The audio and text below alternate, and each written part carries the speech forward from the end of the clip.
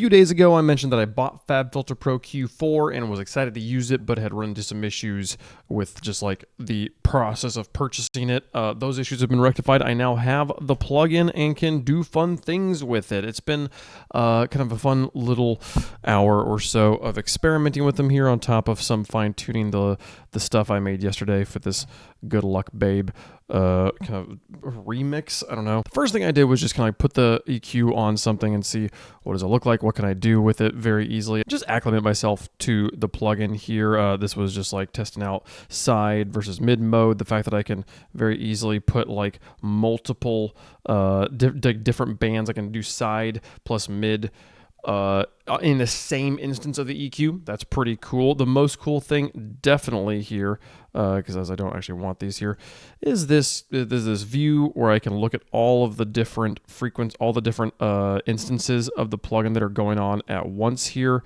and take a look at all of them as they run. They all show.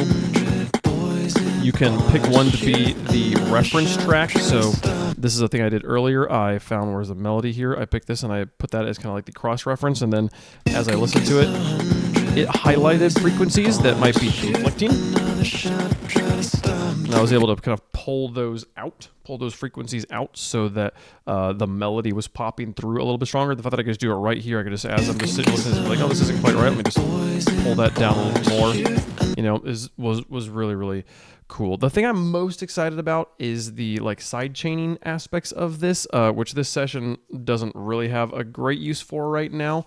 But the ability to, like, instead of just putting a compressor that turns all of the volume down the entire sound down when you have it's sidechained like a kick drum or something like that, you could put on spectral mode, which spectral mode does things like this. Or if I hold Option and Shift and then pull this down and then play it, it's just pulling out specific frequencies that are allowed. It's not turning down everything in that same area based off of the highest peak in that area. It's turning down the highest peak in that area based off the highest peak and the second highest peak off of the second highest peak kind of thing.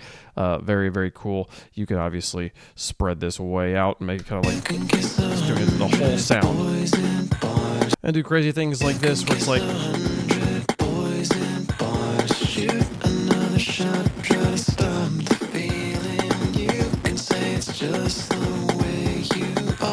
almost like a downward OTT across the entire mix that doesn't actually add any distortion. There's no like kind of, actually I'm so curious, they have this mode over here where you can like add like warmth to it. You can kiss 100 boys and bars, shoot another shot, try to stop the feeling. You can say it's just I can't tell the difference between those two, but obviously this isn't something I would do, but kind of cool to see. But what I would end up doing is putting something kind of like this on like a bassy synth and then side chaining this to the kick drum so that it's pulling the frequencies out of the kick drum. Instead of turning down the entire bass as the kick drum comes through, it just turns down the frequencies that the kick drum is actually playing as it goes through.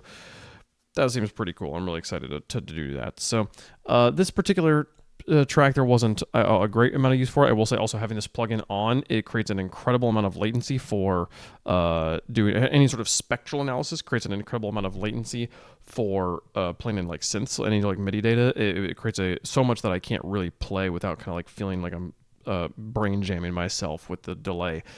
So that won't be something we'll be using in the middle of making sounds, something that we might be doing more at the end. I can see myself, the multiband, the dynamic EQ thing does not create that latency where you just do this and it's is pulling down the whole thing. It's when it's having to analyze all the little frequencies that creates enough CPU usage to create latency. We'll see.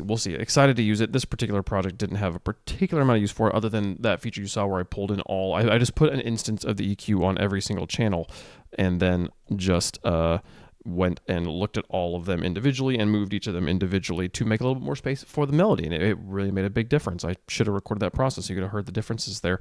The only thing I really changed in this, other than turning off the phaser, that man was actually, when I woke up this morning, I was like, that was a bad idea. Why did I think that was an okay idea? I improved the mix a little bit. I re-rendered this melody to fix some auto-tune issues that I hadn't caught, and then I just spent some time changing up the drums here and like making this drum groove a lot more interesting. So kind of been hearing it in the background here. There's a lot of like chopped up moments. It's supposed to be a breakbeat in which you're supposed to chop up yourself. And I was like, also put this Kilohertz Bit Crusher. I tried this one out.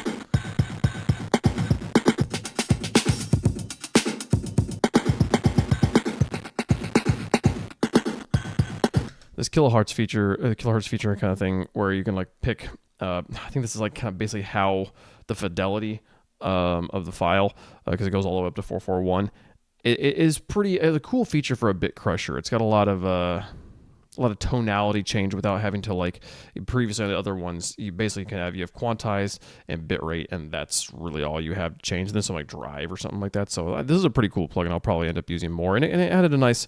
It put the drums in kind of like the AM radio pocket that I was kind of wanting them to sit in.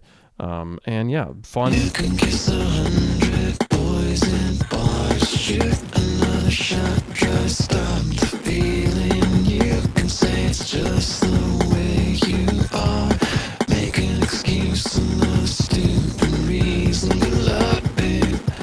Good luck, babe. You'd have to stop the world just to stop the feeling. Good luck, babe. Good luck, babe. You'd have to stop the world just to stop the feeling. Fun sound. I'm enjoying making this. We'll see if I keep on working on it. I need to go listen to some hyperpop and figure out kind of like what I'm kind of putting this like that kind of like hyperpop sort of sound. That's what's coming to my mind, but like I don't think about that genre enough or listen to that genre actively enough to know what comes next. So we'll see. This is a fun thing to have made, and I'm glad to have the ability. I'm glad to have iterated on this idea a second time during this year and have made notable improvements on it from the previous time. So anyways, yeah, that's all we had time for today. Thank you so much for watching. See you guys tomorrow. Bye-bye.